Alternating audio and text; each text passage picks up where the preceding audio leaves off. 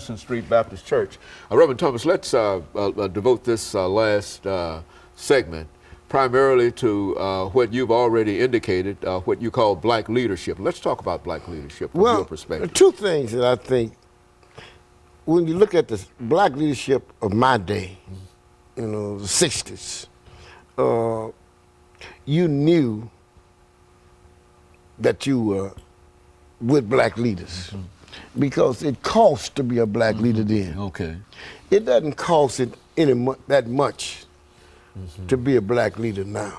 All you gotta do is just sign your name with a group and start marching, and they'll call you a black leader. Yeah. The newspapers and everybody designate you as the leader of the African American community. If you. But that's a strange thing about black America, is that we don't let anybody pick our leaders. And we have to understand that a black leader is a leader when the people say so. Not when the media, not when city government. It's when black folks say you're the leader. So if you think you're a leader and nobody is following you, you're just taking a walk. You're not a leader. You're just taking a walk. So that is one. The next thing about black leadership is that maybe we don't get a kind of media contact that's needed.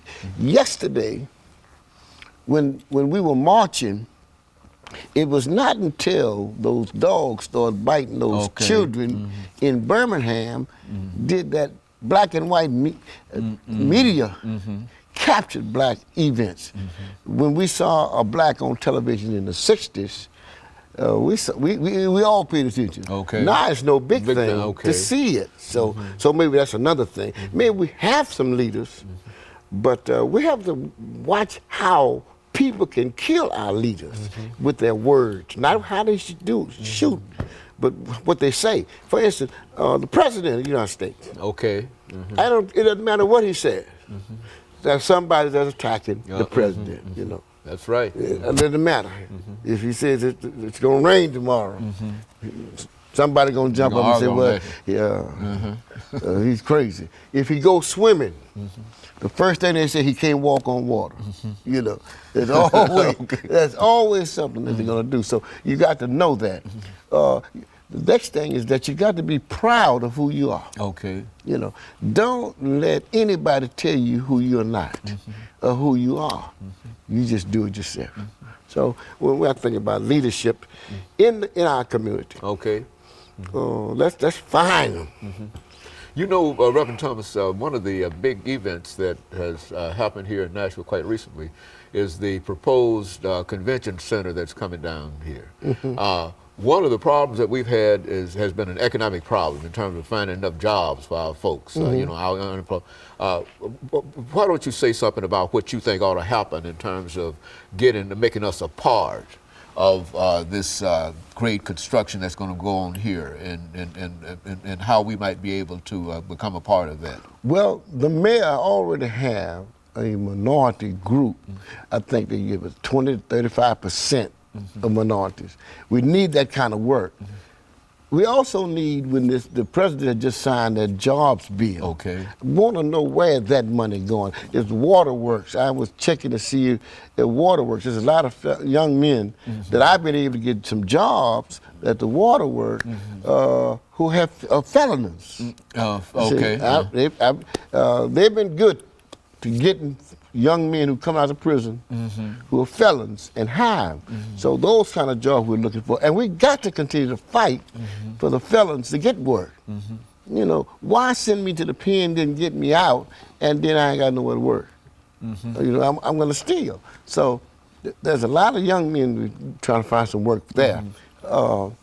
I would pray that the church would challenge state, local, and national government about work for blacks, the Latino, Hispanics. Fight for people who are powerless. That's what we got. You got to fight for folk who are powerless. Those powerful folk gonna make it anyway, you know. I'm just looking at the school system. Right now, they're fixing to let bus drivers and janitors go. These folk are not making any money anyway.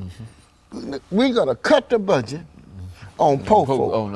Not on folk who got money, Go on. but folk who can't make it. So we got to fight for that.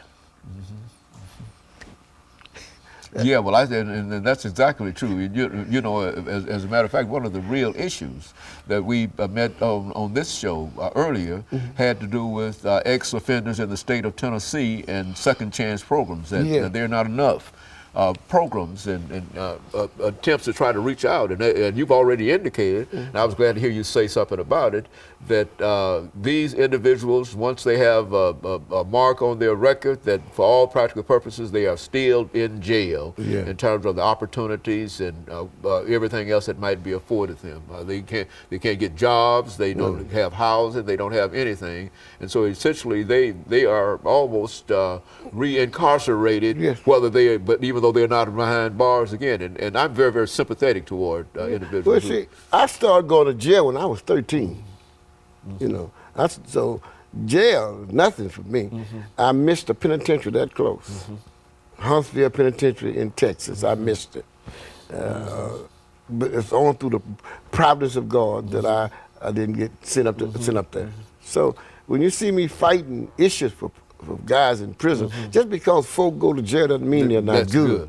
They're good folk.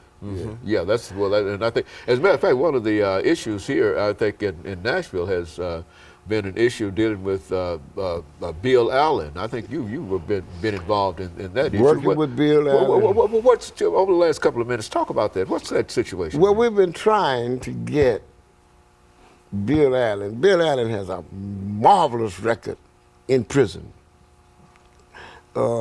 He made furniture.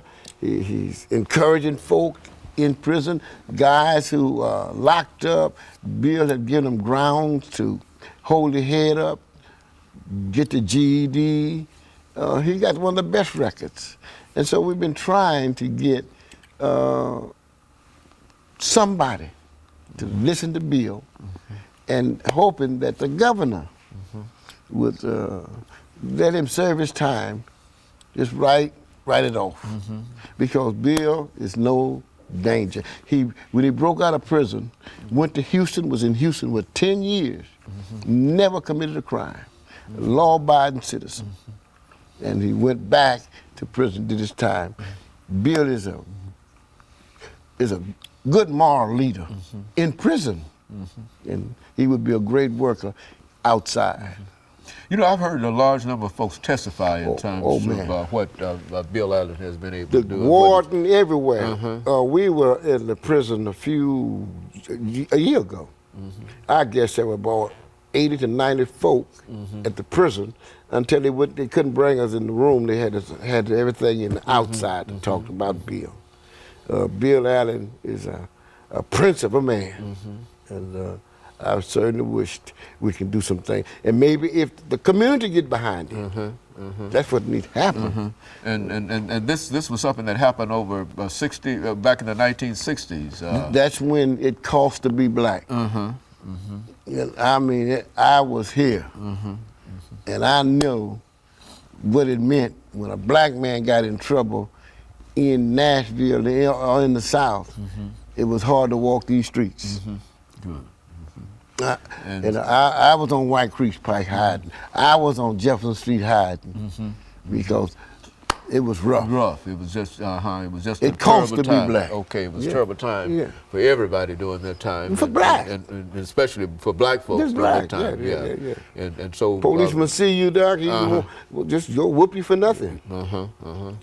Well, I reminded you, Reverend Thomas, over the last 40 seconds that we have here, that I got the same gray hair that you have. Yeah, so I was out there, I remember that too, and those were some terrible days. And Bill, I know, was caught up in all of that. And he's still serving as a result of that. And justice would demand. And I've always said that if they were to let him go, they would free a lot of us. They would free me, because I've been involved, as you, for the last 35, 40 years, trying to get him out over the last few years that any of us have. And certainly it would be a great compliment in terms of the things that he's done if somehow he was able to get back to his family. And of course, we'll be back with our audience next week for another informative edition of Comments. Thank you and good morning.